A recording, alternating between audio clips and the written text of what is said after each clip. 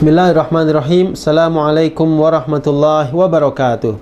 Alhamdulillahi rabbil alamin. Wassalatu wassalamu ala sayyidil anbiya wal mursalin wa ala alihi wa ashabihi ajma'in, amma ba'd.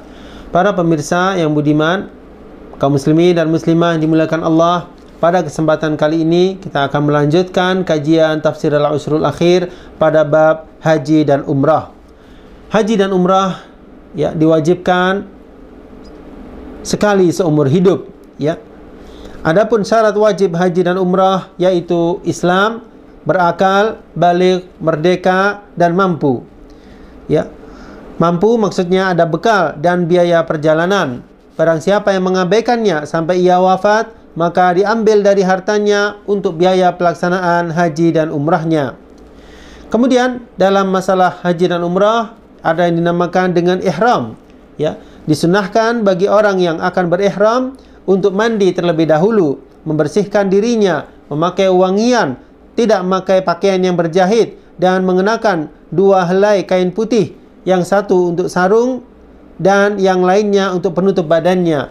Kemudian berihram dengan mengucapkan labbaik Allahumma umratan, ya, atau labbaik Allahumma hajjan, ya, atau labbaik Allahumma hajjan wa umratan, tergantung dari jenis haji yang ia pilih.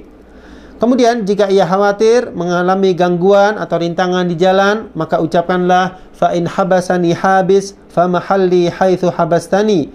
Apabila ada sesuatu yang menghalangiku, maka tempat bertahallul adalah di mana engkau menahanku.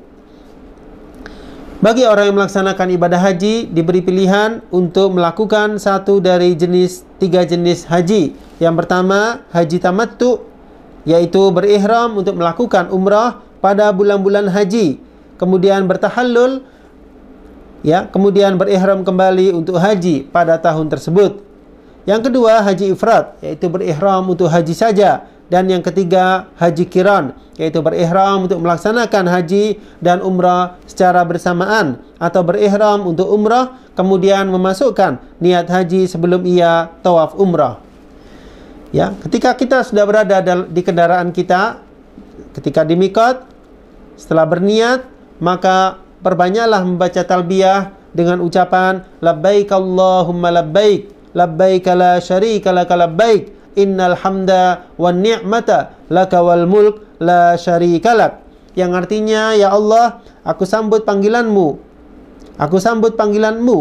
tiada sekutu bagimu, sesungguhnya pujian, kenikmatan dan juga kekuasaan adalah milikmu, tiada sekutu bagimu. Dianjurkan untuk berbanyak talbiyah dan mengucapkannya dengan suara keras, kecuali bagi kaum wanita.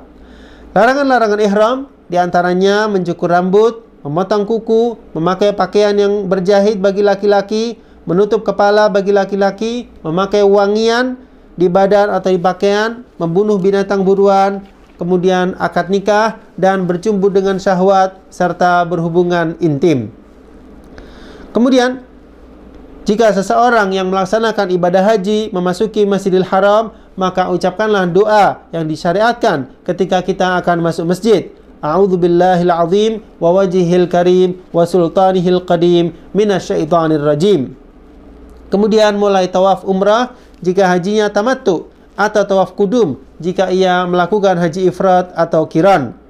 Kemudian kita jadikan kain ihram kita yang berada pada pundak sebelah kanan, ya. Kita taruh bagian bawah sehingga pundak kanan kita terbuka dan kita tutupkan pada pundak sebelah kiri. Inilah yang dinamakan dengan al-ittiba. Kemudian kita mulai tawaf kita dari Hajar Aswad dan disunahkan untuk mencium bila memungkinkan. Bila tidak, maka lambaikanlah tangan dan ucapkanlah bismillahi wallahu akbar atau Allahu akbar. Kemudian dari Hajar Aswad tersebut, ya, kita mulai tawaf. Kemudian kita jadikan Ka'bah di sebelah kiri kita dan kita lakukan tawaf sebanyak 7 putaran. Antara rukun Yamani sampai Hajar Aswad berikutnya, kita disunahkan mengucapkan Rabbana atina fid dunya hasanah wa fil akhirati hasanah wa qina adzabannar. Perbanyaklah doa, zikir ataupun bacaan Al-Quran selama tawaf kita. dan tidak ada doa khusus atau zikir khusus dalam putaran-putaran tadi. Yang perlu diperhatikan, ada di sana namanya Hijr Ismail, maka kita tidak diperbolehkan untuk tawaf dalam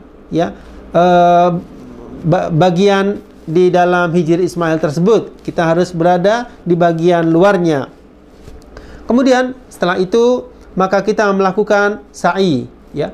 Ketika dekat dengan Bukit Safa, ucapkanlah abda'u bima bada'allahu bih.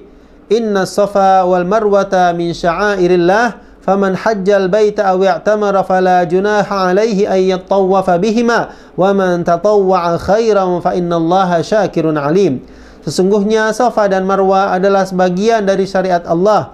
Maka barang siapa yang berhaji ke Baitullah atau berumrah, maka tidak ada dosa baginya mengerjakan sa'i antara keduanya. Dan barang siapa yang mengerjakan kebaikan dengan kerelaan hatinya, maka sesungguhnya Allah Maha mensyukuri kebaikan, lagi Maha mengetahui. Kemudian bacalah takbir, ya, dan tahlil, lalu menghadap kiblat dan mengangkat kedua tangan dan berdoa, ya. Allahu Akbar, Allahu Akbar, Allahu Akbar, la ilaha illallah wahdahu la syarikalah, lahul mulku wa lahul hamdu, yuhyi wa yumit wa huwa ala kulli syai'in qadir, la ilaha illallah wahdah, anjaza wa'dah wa nasara 'abdah wa hazamal ahzaba wahdah. Kemudian berdoa, lalu ulangilah lagi zikir tadi, doa, zikir dan doa lagi. Kemudian turunlah dari Bukit Safa menuju ke Marwah.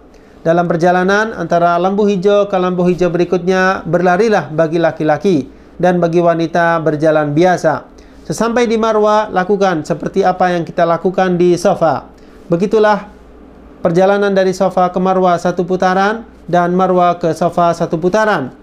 Putaran yang terakhir kita akan berada di Marwah. Kemudian setelah itu kita memendekkan rambut atau mencukurnya, ya. Ketika umrah, mencukur adalah lebih utama, ya, menggundul habis lebih utama daripada memendekkan. Tapi kalau sudah dekat waktunya dengan haji, maka pendekkan saja agar ketika, ya, tanggal 10 nanti kita bisa memangkasnya atau menggundulnya. Adapun bagi wanita, maka cara memendekkannya adalah dikumpulkan bagian rambut belakang dan dipotong seujung jari. Pada hari Tarwiyah tanggal 8, ya, Zulhijjah, mereka yang sudah dalam keadaan tahallul berihram dari tempat tinggalnya di Mekah, kemudian menuju ke Mina untuk mabit atau bermalam di sana pada malam tanggal 9. Apabila matahari terbit pada waktu duha tanggal 9, berangkatlah menuju Arafah. Begitu tergelincir matahari, salat zuhur dan asar dengan jamak qasar. Padang Arafah seluruhnya adalah tempat wukuf kecuali lembah Uranah. Kemudian perbanyaklah bacaan la ilaha illallah wahdahu la syarikalah, lahul mulku wa lahul hamdu wa huwa ala kulli syai'in qadir. Perbanyaklah doa, taubat serta istighfar kepada Allah Subhanahu wa taala. Apabila matahari telah tenggelam